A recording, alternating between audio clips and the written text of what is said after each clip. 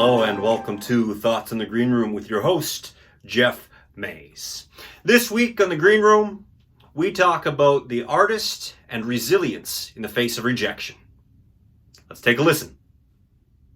Okay, so one of the things that I face as an actor on a very regular and consistent basis is rejection.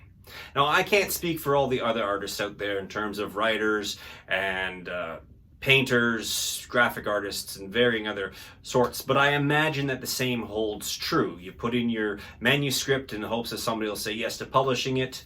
Yes, get a yes or a no. You apply for a dance position or you apply to a gallery, you get a yes or a no. And the acting economy and the artistic economy is an ongoing gig system, so we're always applying for things. So I think it's safe for me to say, without too much knowledge about the other arts in terms of their application process, that artists in general are subject to a lot of rejection. Now, the reason I want to talk about this week is in particular because of the weight of COVID and what it's doing to everybody.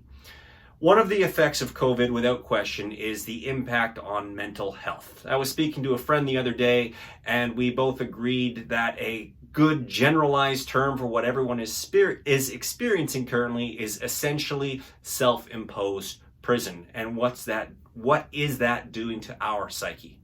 What is that doing to your psyche? Now, as an artist in the best of times, when you're receiving rejection, it can be difficult to manage. But now that we're in lockdown and we've got this self-imposed prison on us, those rejections coming in are only amplifying the effects of potential negativity on ourselves as artists. The idea that I'm not good enough, that I can't get anywhere, I'm never going to grow, I'm always going to be stuck in my day job, and so on and so on and so on and so on. So with that in mind, I want to speak specifically about the ability to be resilient in the face of rejection.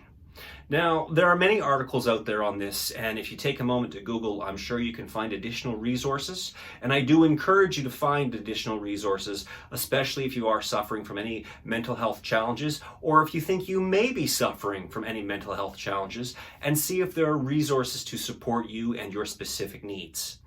In addition to the mental health aspect, just in general for any artist, reading additional articles and additional thoughts may broaden your perspective on this, and I greatly encourage it. And for myself today, I want to speak about one specific thing, and as I say, there are many things that can be done. The one thing that I want to speak about today in terms of resilience as an actor, as an artist in general, is the idea that we are not our work. Some would say that might be a semantic argument. Yes, we are. We put ourselves out there. What we produce is what comes from us. Agreed. But what I mean by we are not our work is, I think, more aptly stated that we are not defined or denoted by our work.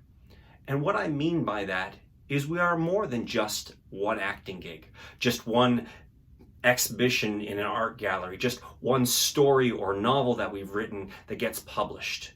We go well beyond that artistically, individually.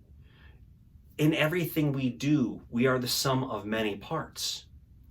Something that I've noticed over the years, something I have personally faced as an actor, is this idea that I am defined by my job as an actor. And if I don't get that next gig, then I am worth nothing.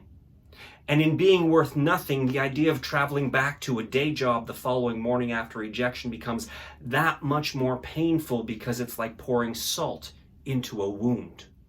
I know there are a lot of artists out there who have a similar mindset.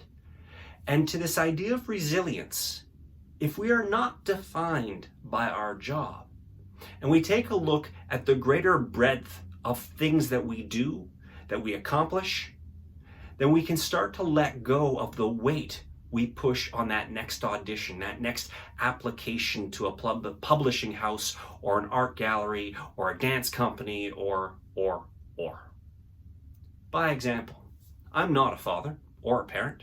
Many of you are. You are parents. Some of you are great community service workers, involved in a sports league, involved in a chess club or a movie club, something that is not specifically auditions or following your craft. These things all support and help define who you are. If you have something else going on in your life outside of and beyond that next application for the gig, then the weight of the gig does not feel as present. Now, there are some challenges here, because for many of us, the weight of the gig is not only felt in the artistic aspect of, I want to express myself, but it's also defined in the monetary aspect, because as artists, we often struggle. So that gig equals a paycheck so that the rent can get paid, so that the food can get put on the table, so that the kids' soccer league can be paid for, whatever it is. And to that point, I encourage that as artists, we seek out additional sources of personal exploration, of personal growth that we enjoy, and in doing so, also seek out additional sources of income. There's the standard, of course, being that good old-fashioned day job, whatever it is. But what are other ways that you can express yourself and bring in income? What are something else that you enjoy? I've recently discovered a small side gig that allows me to bring in a little bit of extra money once or twice a month. It's small, it's minor, it's something I enjoy. I know that I've got friends who do similar things to the YouTube, and they've been able to monetize them, and they have as much fun as I do producing this channel, except they get an income from it. So when they go to their gigs, they're not worried about getting or not getting the part, because the paycheck, it just becomes an issue of the creative expression. Now, with all of that in place, if you can get to the point when you're pushing for your career, pushing for your desire as an artist, and it's about the creative expression and only that, not a income necessity, then all you have to do at that point is accept the reality of what it means to put in for an application. You may not get it for 1,000,001 reasons on top of 1,000,001 more. And the only thing that you can truly compare against is yourself. So the question is, what you put in, is it your best work? And if it's your best work, what do you do to improve upon it and continue to grow? Because although it's your best work, it may not be the right fit for this project. I know as an actor, I'm not going to get cast in a Civil War reenactment in the role of a slave. I just don't fit the role. It's not possible on many, many levels. If I were to audition for that and do my best work and not get the part and then mope about it because I wasn't being fulfilled creatively, well, you can see where I'm going with this. And the analogy clearly is very extreme to help get the point across. But we go back to basic things. Maybe I'm too short. Maybe I'm too thin or too fat or too this or too that. And these are factors that I can't control as an artist. It doesn't mean my work's not valuable. It doesn't mean that I stink and I have no voice as a creative artist. It means that I don't fit this project.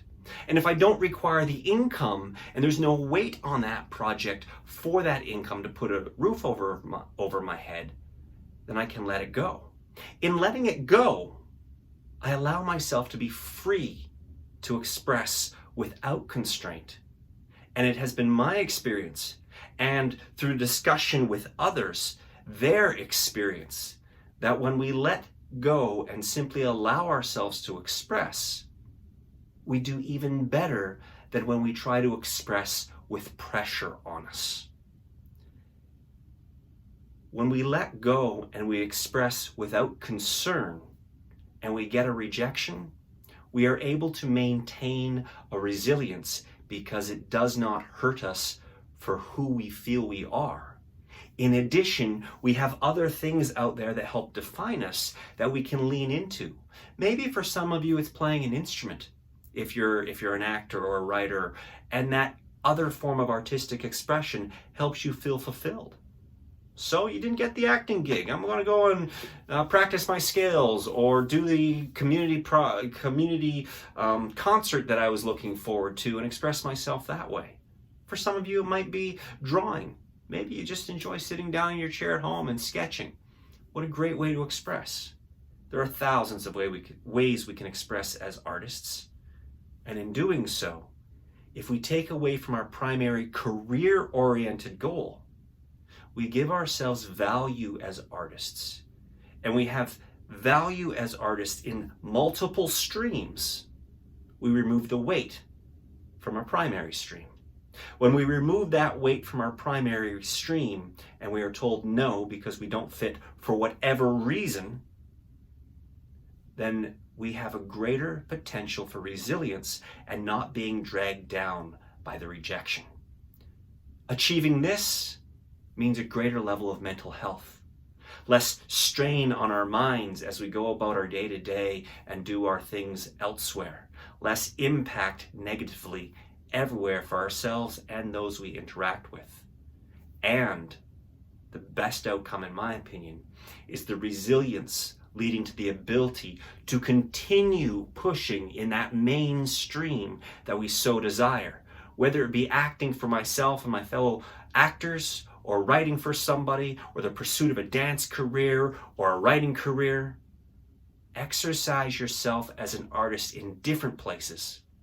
Remove the weight of the need for that income by finding other sources, and let yourself be free, resilient, and have longevity in your pursuit for your career. Those are your thoughts from the Green Room. I'm your host, Geoff Mays, and we will see you